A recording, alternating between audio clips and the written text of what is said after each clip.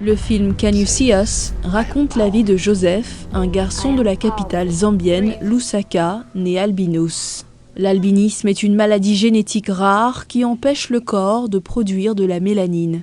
Dans certains endroits, les personnes atteintes de cette maladie sont victimes de discrimination.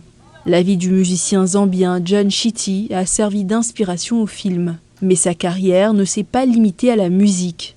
En 2022, il a été nommé à la commission des services de police de Zambie. La première fois que j'ai regardé le film lors de la première, j'ai réalisé que j'étais en train de me regarder, que c'était ce qui s'est passé, que c'était ce que j'ai vécu.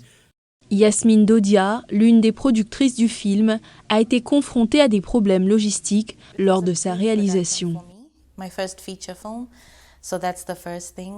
C'était une grosse production pour moi, mon premier long métrage. Cela a été dur de réunir des équipes de différents pays africains. Les membres de l'équipe venaient de Tanzanie, du Kenya, d'Afrique du Sud et de Zambie. Kenny Mumba a réalisé ce film, écrit par Lawrence Thompson, qu'il a également produit. L'actrice Thabo Kamba, âgée de 12 ans, joue le rôle de Joseph.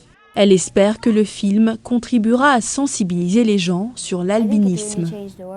Je pense que cela changera vraiment le monde, que les gens verront les personnes atteintes d'albinisme d'une manière différente. Cela les fera changer d'avis et ils sauront qu'il n'est pas juste de discriminer les gens à cause de leur apparence. Pour Yasmine Dodia, le film n'a pas seulement pour but de raconter l'histoire de Chitty, mais aussi d'encourager les femmes à occuper des rôles techniques dans la production cinématographique en Afrique. J'espère que les femmes seront plus nombreuses à s'engager dans des domaines dominés par les hommes au sein de l'industrie et qu'elles ne se limiteront pas elles-mêmes.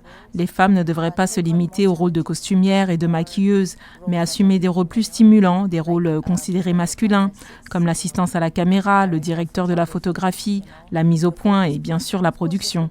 Les producteurs du film espèrent également qu'il ouvrira davantage de portes aux cinéastes africains, hommes et femmes, pour qu'ils puissent raconter leurs propres histoires et mettre en valeur la richesse et la diversité de la culture africaine.